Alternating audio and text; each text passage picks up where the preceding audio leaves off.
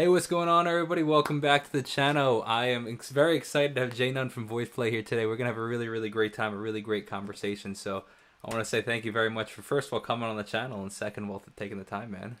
Hey, thanks again for reaching out, man. No problem at all. Yeah, so it's going to be a really cool time. So, first of all, for the people that don't know you, can you just give a little background on your story and who you are and, how you got into music and everything? People that don't know me, so my name is J.None. You know, um, I've been singing since I was about 3 years old. I'm from Norfolk, Virginia, 757. Some of you might have seen me on American Idol. Some of you might have seen me on X Factor. Most of y'all probably seen me singing with Voiceplay though. That's the a cappella group that I've been Mm-hmm. singing with since 2017 now. I want to say, yeah, I did my first video with them in February of 2017, and we've been rocking it out since then. So mostly just R&B and pop and acapella is what I do, and I'm a singer songwriter. I release solo music on the side outside of voice. Cool. As J.None? Yes, as Very J.None. cool. So how did you get involved with Voiceplay? So I worked for Disney for a good little while. I was doing the Festival of the Lion King show, Okay. um, and then they opened up this other show called American Music Machine, probably about 2 years into me working full time for Disney. So it was a big a cappella show with two female singers, a beatboxer, and I think two other two other singers, tenor and bass. So um, while doing that show, I met some cats who were in another group called Edge Effect, and they were doing cruise ship gigs and stuff at the time, like for Royal Caribbean, I think it was. And long story short, pretty much one of their guys needed a sub for bass. His name was Carl Hudson. He's a super bass, and Okay. they wanted me to sub for him. And I was like super new to acapella music, like at least that type of acapella music at the time. And I ended up subbing for him. And on that gig, Ellie Jacobson, who's a tenor and voice play, was subbing for one of their tenors and Edge Wow. Effect. And we met, and then that's kind of like how it started. Like he hit me up like probably about a year later after that gig and asked me to like come through and meet the guys and sing for them and like just do some Christmas stuff with them because they were doing Christmas stuff at I think it's Tomorrowland at Okay. Epcot. I never get the names right though, but that's pretty much how it started. Like just subbing for a cruise ship gig, like what might this had to be like 6 years ago now at this point, 6 7 years ago, and And when, how, like, so, okay, that's what I was gonna say. So 6 or 7 years ago, and then so it's just you've been with them ever since. Like, it's just that's how the cookie crumbled. yeah, like after that gig, we got to chill and stuff on the cruise ship, and just guys being guys, a couple of Yeah. drinks, like just talking and hanging out, and it was a cool hang outside of like it just being a cool gig too. So, you know, we kept in touch, and he hit me up to come audition, like, and at first it was just a subbing for a Christmas gig thing with voice play, Yeah. and then around that time, I guess Tony, who was the baritone at the time, he was on his way out, like he was leaving the group, so Okay. a position was pretty much opening up, and Ellie was like, if you're interested, you can do some more subbing for us after the Christmas gigs. So I was like, hell yeah, like you guys are cool, like I'm just a young cat trying to learn, as much as I can, not trying to keep myself just closed off to just doing one thing. So this was a So, whole new world for yeah. me. How old were you at that time? I was like, shoot, maybe 24, I want to say. Okay. So 24, so 25. how did you get the gig with Disney? Was that through American Idol? No, Disney was like 2 or 3 years before American Idol. Um, I auditioned in Atlanta at this theater, and they were just having like an open call for singers that fit a certain look and sound or whatever. So I was like, I think I can fit this look. So I went and auditioned while I was living in Atlanta at the time, and the people called me back and was like, hey, if you want, the job is yours. You just have to Well, move to Orlando, you know. So but yeah, that was 2012, into 2012, going into 2013, top of 2013. That's amazing, man. That's a pretty wild gig, actually. That's pretty cool. So, when you were like, were you always a musician? Were you always into music? Were you always into singing? Yeah, absolutely. Like from a very young age, I kind of grew up like around music. At a very young age, my mom was a singer in the Bible study choir, so pretty much as soon as I was like healthy enough to be out of the house and stuff, she would take me to Bible study choir rehearsals and stuff. So I was around instruments and loud singing like at a very very young young age before I could even talk. You know. Yeah, that's cool. Yeah. So, any instruments that you play? Did you like grow up singing? Like, so how did you transition into a cappella? Because that's I feel like so niche compared to just like obvious. I assume that your mom, unless the gospel was a cappella for your mom. When I first started off, um, we started like a teen choir when I was like 11 or 12 years old, and I joined them. And the band didn't play with us, so we had to sing the songs a cappella at first. But the adult choir, the band would learn their songs because they were like they're not trying to learn the kids songs and the adult songs, I guess. So, but yeah, at first it did start off a cappella, and it was really simple, just 3-part harmony, and we would all pretty much sing the same stuff. There wouldn't be too many like moving parts and stuff like that. It was Yeah, kind of like just lining up where you were supposed to be at. So that was like a good foundation for me to, get my ear like a little wet and get it used to, hearing harmony that type of way. If you're singing in the middle, then there's a note under you and there's a note above, like a third exactly. under you, a third above you. Yeah. So that's kind of how acapella, like that was my first like introduction to acapella. And then I was playing violin in the orchestra. I played that for a really long time. I picked up a little piano along the way, picked up a little guitar, um, and that's pretty much it. I can keep time on the drums. I can do a little something on the drums, but nothing fancy. So, But yeah, how did I want to know how your family reacted when you were like, "I want to do music full time"? Like, how was that? Like, did they freak out? Were they super supportive of it? my mom was the first person I told about it, and she was a little um I don't want to say like there was pause. Like she definitely had faith in my ability, Mm-hmm. not so much faith in like the industry overall. Mm-hmm. That's Um interesting. That's actually fascinating, man. Can you elaborate on that? In what sense? like like she just she knows how being with my father, she saw how much how many no's and like how much it kind of beats up on you after a while, even if you're really good. Like sometimes you just get in front of like the wrong people, the wrong judges, and people who are just assholes. Sometimes like, and they'll try and kind of like tear you down a little bit, or like try and shake your confidence up. So it takes a different type of person to be doing something 10, 20, 30 years and still be Yeah. like positive about it. You know what I mean? So she always believed in my ability. Like I was a dancer when I was a young kid. She put me in dance classes and seeing how fast I pick up on certain things, and she heard how strong my voice was at such a young age, and she was like, "You definitely have a whole lot of talent. It's just, um, you know, she wasn't so there wasn't so much confidence in the industry. So there was always confidence in me. Like she always supported me, and all my family members always supported me too. My brothers, my sister, and my nephew, and they were always like just at everything I did when I was a kid up until, even today. Like they still come to stuff when they can, Yeah. like. But everybody's always been supportive, I guess, overall. Like nobody's ever been like, nah, you don't got what it takes. Like not in my family, anyways. That's amazing. So you mentioned your father. Was he in the music industry also? Yeah, he used to be a writer and a artist himself, and he had a couple of like dealings with like people with like Jagged Edge and stuff like that back in the day, but it didn't really pan out for him. And I don't really know the whole story because he didn't raise me and stuff. I only know like some of the stuff he told me like after I finally met him when I was like a teenager and like later on. Like so, I don't know like everything about Mm-hmm. about that stuff, but I do know for sure that you know before I was even born, my mom used to go to talent shows and stuff with him, and he would sing and he would win first place and all of this kind of stuff. So singing's definitely in the blood, in the nun family pool, the gene pool, I guess, if you will.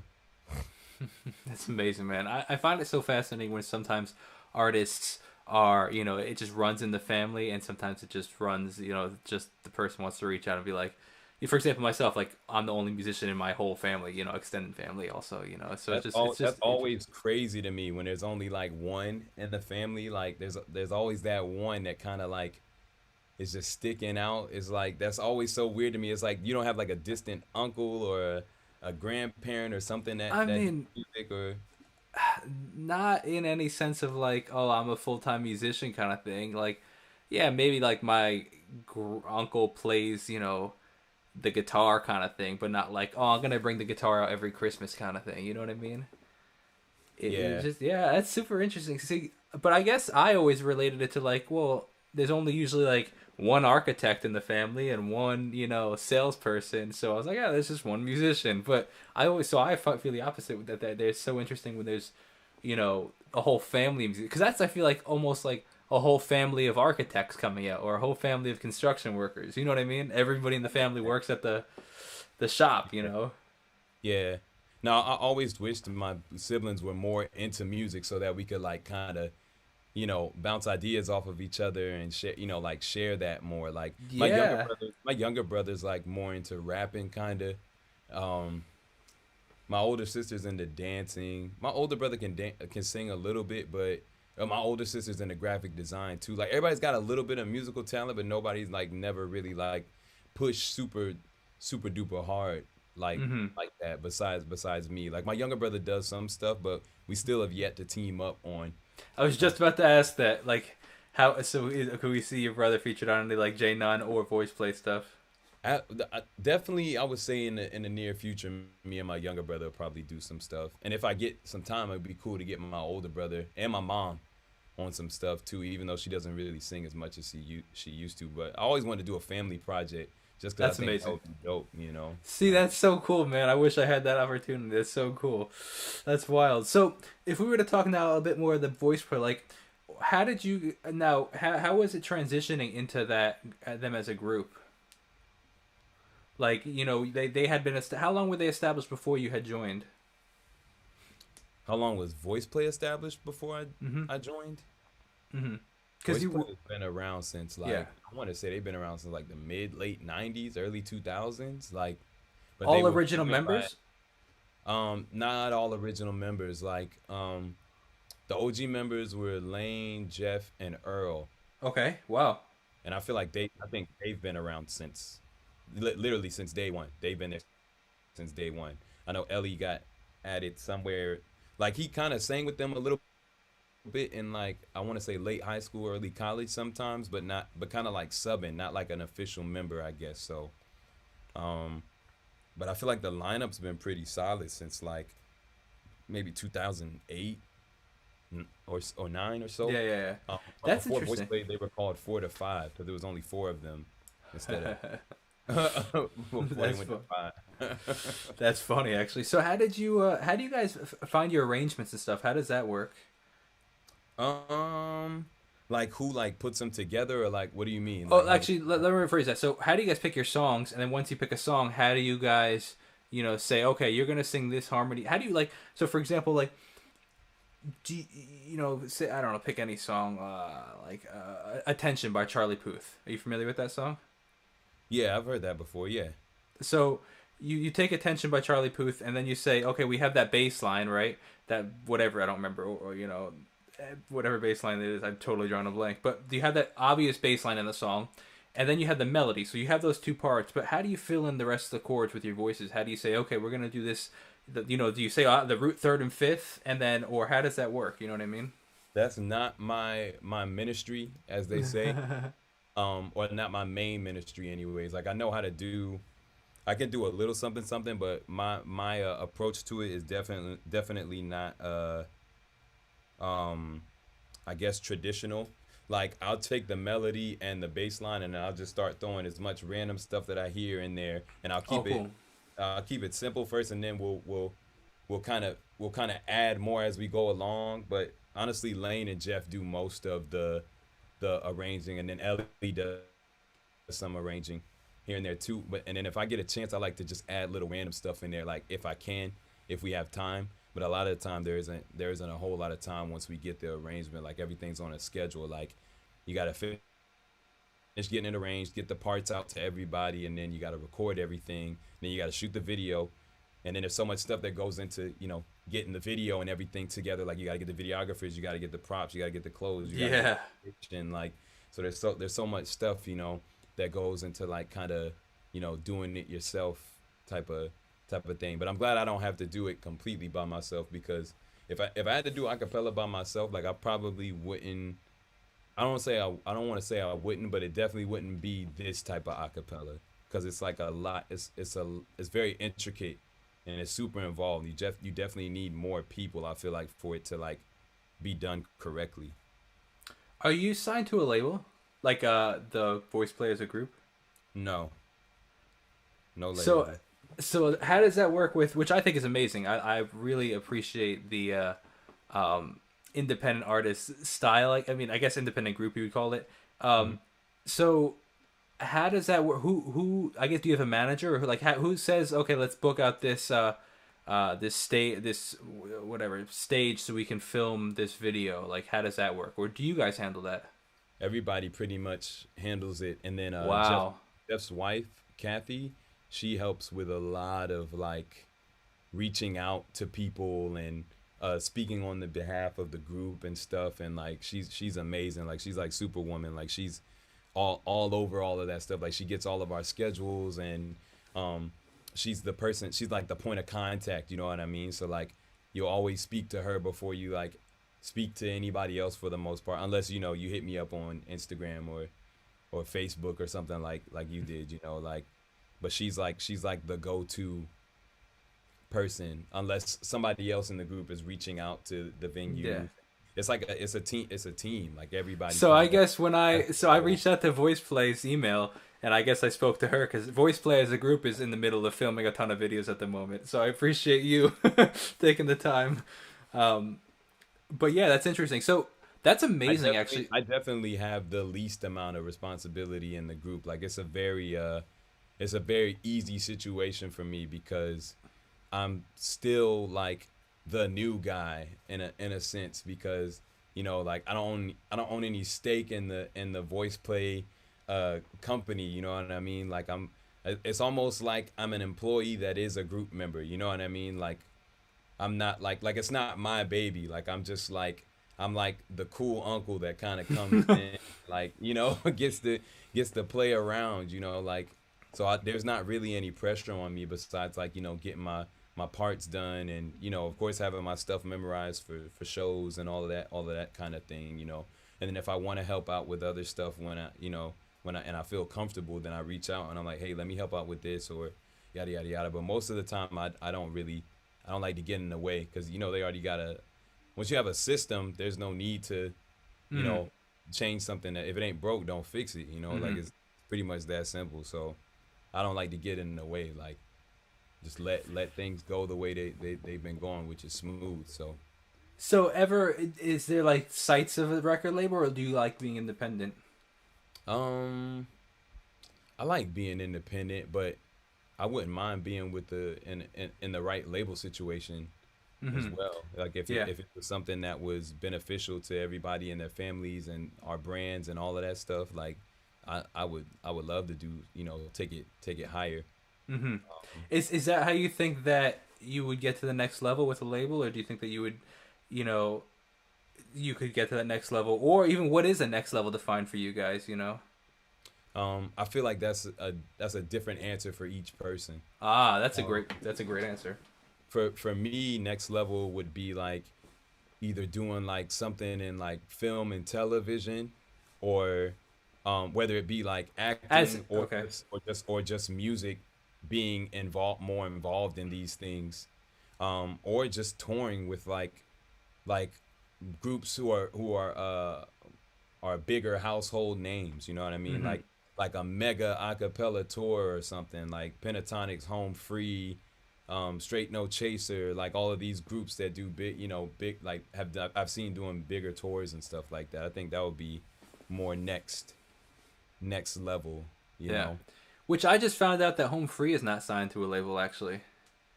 You said they're not or they are? They are not. They're independent, Oh, okay. which blew my mind. I was very very impressed when I heard that because I like the independent route. I like that it gives freedom. I like that you know you don't Yeah, have to we talk love to the freedom.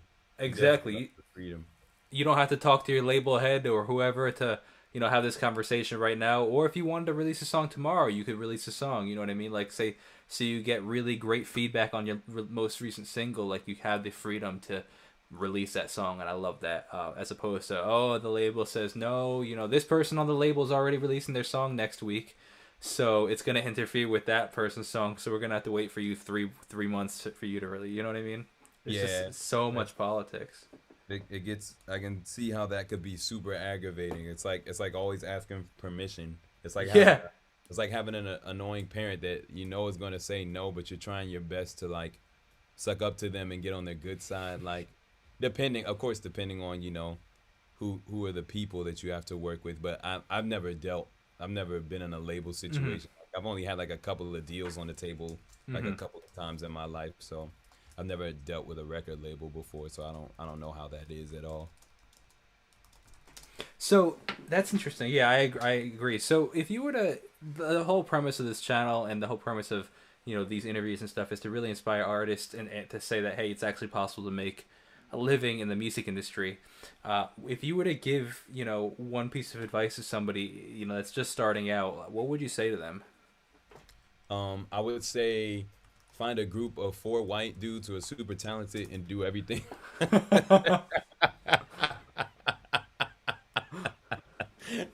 I'm just kidding.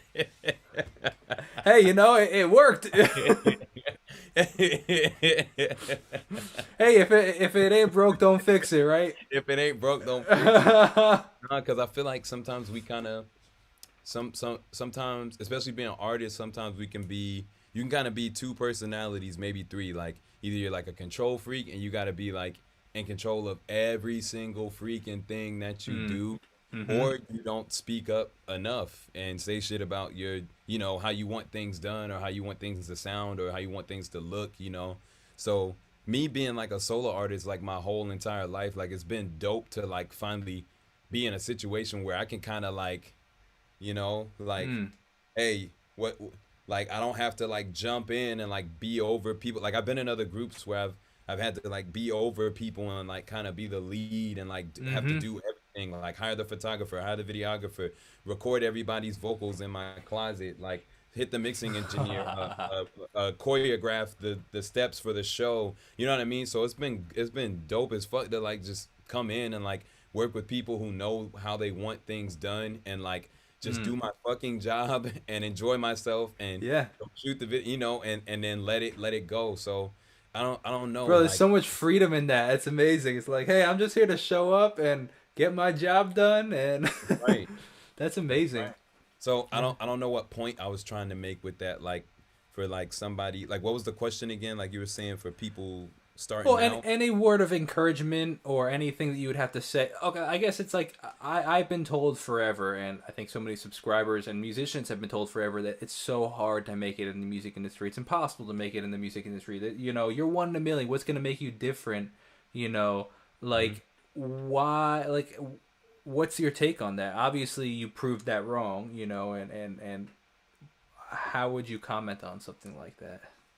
Like I definitely wouldn't say I'm like a blueprint or anything like that. Sure, sure, sure, but Like I'm definitely not high amongst the ranks, but like in terms of like independent, like I think I've done pretty damn well for myself, especially coming yeah. from where I came from in a single parent home and not a lot of money and pretty much just about being broke like your whole entire life. Like so I would say don't I would tell someone trying to make it like just don't really focus on what really makes you different too much and don't focus Mm. on so much trying to like make it.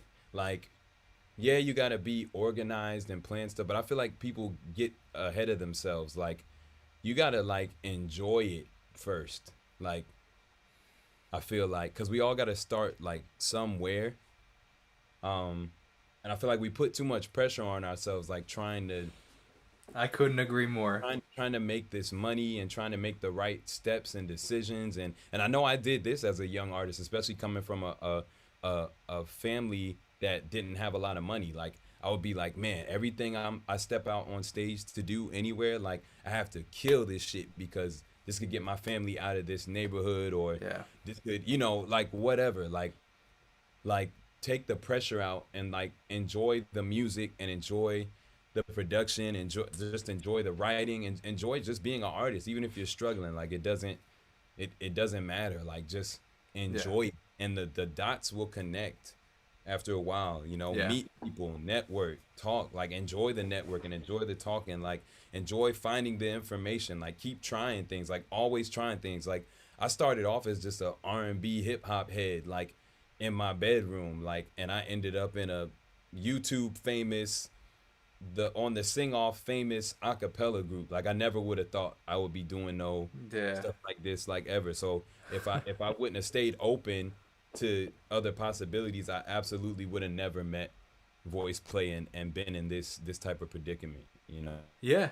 know? It's amazing, man, and that's I think such a great tidbit of wisdom, man. Like I think, including I think every artist struggles with it, and if you the earlier you could figure it out, the better. It's like it's uh so important to enjoy the process because the process is typically gonna it's not gonna look like the way you expected it to, and it's gonna take longer than you thought it was gonna take.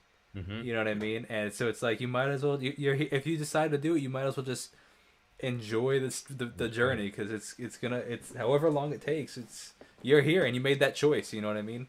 enjoy every moment that you can, no Mm. matter how annoying it might be. It's definitely way easier said than done, but just Yeah, for try and sure. enjoy it. Every little dub counts for Yeah, sure. absolutely, absolutely. So, what's the next step? We're gonna wrap it up in a minute. I want to say thank you very, very much for your time. I appreciate you taking time out of your day.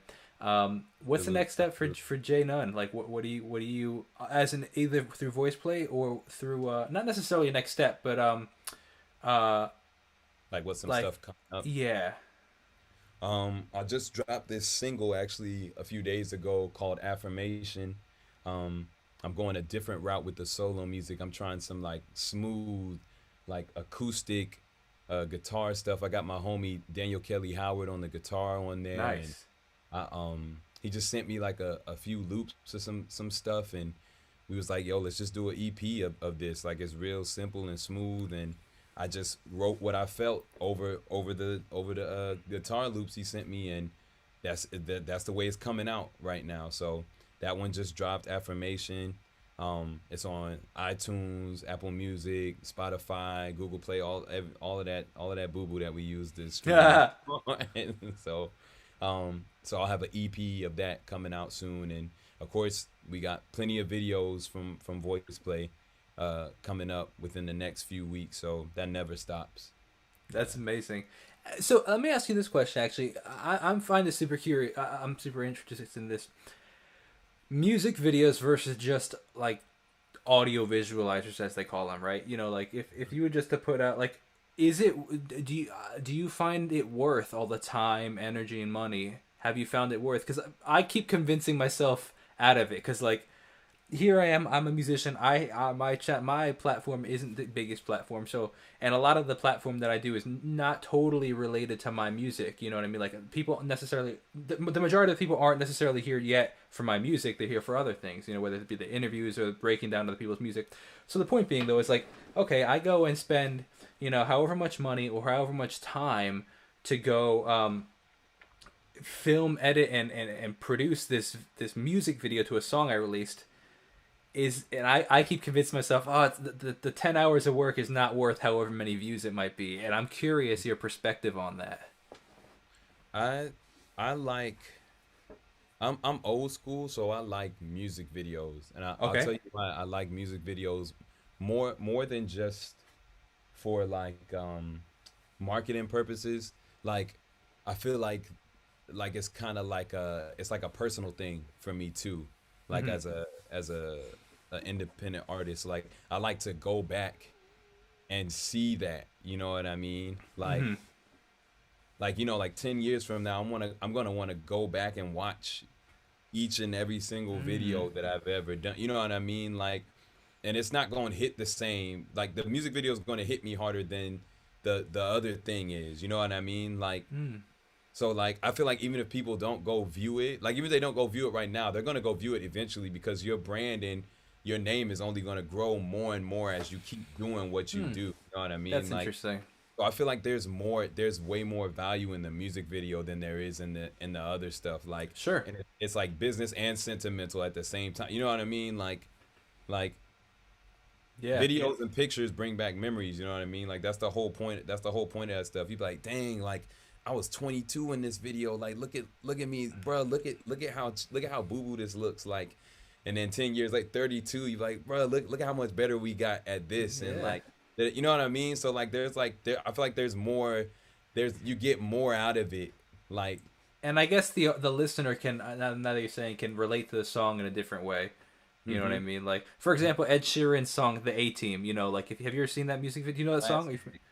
It's like, I don't remember the video though. I don't remember the video. Oh my gosh, the video is super low budget, like shot on some like friend's cam, like super low budget, you know, but it has like millions and millions and millions and millions of streams because that was one of the songs obviously he hit off with, but it's like it now you can see his progression, but not only that, but it hit differently when you saw that video because like you don't really know what the A-Team is until you see that music video and you connect to that well, it was essentially a story of I think the whole song is about a prostitute who does drugs or sells herself for drugs and but at the end of the movie or at the end of the music video she ends up dying and you see her progression in that video and it's like it completely connects you to the song on a different level than just hearing the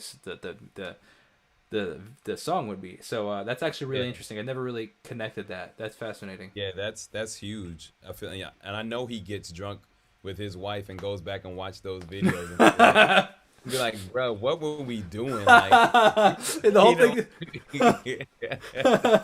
That's funny, man. I love that.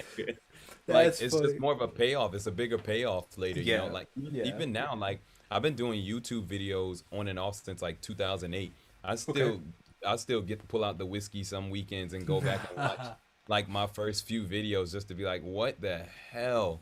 That's a good point, man. Actually, I do the same thing. That's actually a really good point. I like that. I like that a lot, actually. So it's more. I feel like you get more out of it, and the people who follow you get more out of it. Because they're like, bro, look at this. He's been doing this since like 1998. Like, look at like he's still going. You know what I mean? Like, and I feel like that's inspirational too. It's so many things in one. You know, so. And it's a good reminder to people. I think that so many people compare, like if I were to compare to Ed Sheeran, it'd be so easy to compare to him now with this, you know, $500,000, budget for his next music video. Where it's like, yeah, bro, but he didn't start with that. He started with like legit his friend, probably $300, filming it on the streets of England. You know what I mean? Like $500 to $500,000. Yeah, exactly. So, but I think that's good, and I don't like when artists take their older stuff down or YouTubers or anything like that. I think it's super that's why are you familiar with Mr. Beast at all? You see him on YouTube at all? Do you know his name? Mr. Beast? Yeah, he's just a super popular YouTuber but he does all these like crazy things like, oh, man stays in jello for 48 hours, just ridiculous stuff. You know what I mean? Or being buried alive for 24 hours, just. But he's got like 50 million subscribers. Like he's he's a huge YouTuber. You should watch some of this stuff. It's absolutely ridiculous, but it's a lot of fun.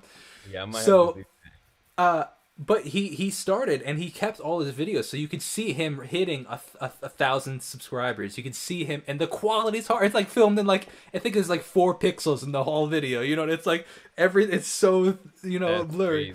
That's but crazy. Like. And then, but now he has this huge team. He's 50 million subscribers. Like the guy's like probably one of the top 10 YouTubers, and it's so cool to see his progress. Like the guy, he talks about it. Talks about how he grew from 0 to 200,000 subscribers filming on his iPhone 5.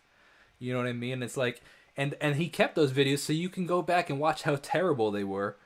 And it's like cool to reference because if I want to be a YouTuber, I'm going to go watch my favorite YouTuber and be like, oh my gosh, Mr. Beast, he has 40 cameras in this 17 GoPros set up. Like, but it's like he didn't start there. He started with his little iPhone. You know what I mean? It's like, and that's so encouraging to watch. But I'm sure now that he has, or he'll do like, oh, last person to leave this, bucket of goo wins $500,000, like random stuff. But like, I'm sure now that he's doing that stuff, he'll probably, you're right, he probably goes back and watches, him do like, oh, remember what? Let me. I want to see that feeling of when I hit 1,000 subscribers and now I'm hitting 55 million. You know what I mean? Like, that's a great point. I love that, man. It just shows you're committed to it. You're persistent, and it's good to go back and look and see like that. That gets you even more fired up. Sometimes you're like, yeah, man, like look at what I did like when I was this small and like had no money to spend on anything. It's like now look what I'm doing now, and like I know where I'm going. You know where you're going. You're gonna get there eventually. Yeah. It's just up. Yeah. It's up to you how much you wanna, how much time and effort you want to continue to keep putting into it, though. Did you always know that you were gonna make something in the music industry? Were you like, I'm never gonna get a 9 to 5 job? Oh yeah, yeah. I knew that. I knew that at a super young age. Like I knew that before, really. I knew that before puberty hit. Like wow. I was like, and it wasn't on some like I know I'm the shit type of thing. It was just, it was just like I love music and entertainment so much that's all I knew. That was like going to be the main thing I do like my whole life. Yeah. One day, and I'm still fighting towards that direction to where it's a bigger thing for me and my family and stuff too. But like I always knew, like probably like 8 years old, 9 years old, like I'm gonna be an entertainer of some sort in some kind of way. I didn't know exactly what, but I know I'm gonna be an entertainer. That's amazing. I love that. I love that. So you mentioned 2 seconds ago, like you sometimes sit down with your glass of whiskey. What kind of whiskey? I'm a huge whiskey guy. So what kind of stuff? What kind of whiskeys are you drinking these days? Man, I've been on that Jimmy Beam honey whiskey as a Jim Beam. Yeah. Actually, I just finished this earlier, so I'm about to do my recycling. Yeah, this thing is something else. It be hitting different. I've tried I don't know if I've tried Jim Beam honey, but I've tried the Jim Beam Fire which is a cinnamon one, I think, right? Oh yeah, I've had that one too. Yeah. And then I've had Jack honey before, which is Jack Daniel's honey. I don't think I've tried the Jack honey yet. It's good. It's good. You got to check out Bullet Bourbon or Bullet Whiskey, whether it be the rye or the bourbon. I've had Bullet whiskey before. What do you think? It's my favorite. I named my dog after it. Oh my God. Not your dog. Well, you know what the story is? So that's actually a funny story. We adopted him just right before COVID. It just happened. Like we didn't even know they were going to close things down with COVID. But we adopted him right before COVID, and he came in a litter of 3, and we took one of the 3, and it was the 3 was Tito, Ciroc, and Stoli, all 3 different vodkas. So I'm like, oh, that's really funny, actually. Why don't we just name him Bullet, like the bourbon that I drink, So, because he's a brown dog, and it was funny. Like I like that. I like that. Yeah. Ciroc, he was Ciroc, and I think that Ciroc was actually a pretty sick name, but I don't drink vodka as much as I drink whiskey, so. And on that note, man, I wanna say thank you. And if you have anything you want to actually talk about, though, like before we end it, say, when's the next song coming out? Like I said, the last one just dropped this past Friday. It's called Affirmation. If y'all want to go check that out, 100%. Everybody definitely go check that out. Feature my homie Daniel Kelly Howard on the strings, one of the baddest guitar players in the world. You feel me? Yeah. And I'll probably, I don't know, I might drop one more at the end of this month. Okay. But I'm more so just focused on the Voiceplay grind right now, and I drop music every now and then. So we'll see how that goes. The EP is definitely gonna be out this year though. All acoustic music. It's gonna be real nice and smooth. Something everybody can grab a little glass of wine or something. And I like that. What do you use to release music? Do you use like DistroKid or TuneCore or Lander? I use DistroKid. I used to use TuneCore, but I use DistroKid. They're great, man. You pay 1 yearly fee, and then you can, release as much as you could release 10 songs a day if you really wanted to, which is amazing. I love it. Yeah. I love it. And probably one day I probably will release 10 songs. I love that, bro. Do it 100%. I'll be listening. That's amazing. So I apologize. I keep saying the last question, then I keep thinking of a better question. No, you I good. just what is a typical? You said you're on the grind of voice play. What does a typical day look like for you in voice play? You know, like you get up at what time and do you go straight to work, or is it kind of chill until you have to get there? Like, what does that mean? I mean, I record from home, so Oh, cool. Okay. uh, and since COVID, we haven't really had any shows. Mm-hmm. There's none of the bigger venues and stuff like that are having us right now. But so we mostly just been doing videos and fan chats. So there Cool. isn't really a typical day for me. I guess when the songs start coming in, I get the songs and it takes me like maybe a couple of hours to record them, and then I just wait till it's time to shoot the video, and then we spend like a half a day shooting the video sometimes. So Sweet, man. That sounds like a good gig. Absolutely. that's pretty much what I've been doing since like March last year. Sweet. That's cool, man. Well, good luck to you. Good luck to Voiceplay. If you just want to hang out 1 second, I'm gonna just wrap up this live stream. Mm. So thank you very much, and thank you guys so much for watching. I hope you guys had a great time. Definitely go check out J.None's new song and Voiceplay's new songs or coming out videos coming out. So thank you guys so much for watching. I will see you guys in the next live stream. God bless and peace out. I appreciate you taking the time, man. Thank you. Why isn't this thing Absolutely, recording? that was a cool hang, man. Yeah, 100%. I really enjoyed it. Definitely enjoyed it, man. So thank you again, and I'm definitely gonna be checking out the rest of the stuff you're releasing. So.